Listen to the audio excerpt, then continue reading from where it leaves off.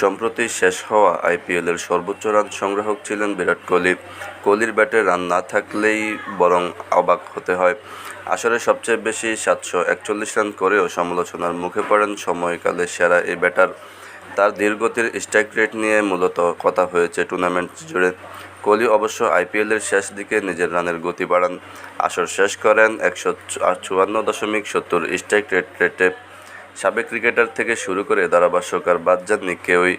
এই তালিকায় ছিলেন নিউজিল্যান্ডের সাবেক ক্রিকেটার ও বর্তমানে ধারাভাষ্যকার সাইমন ডুল।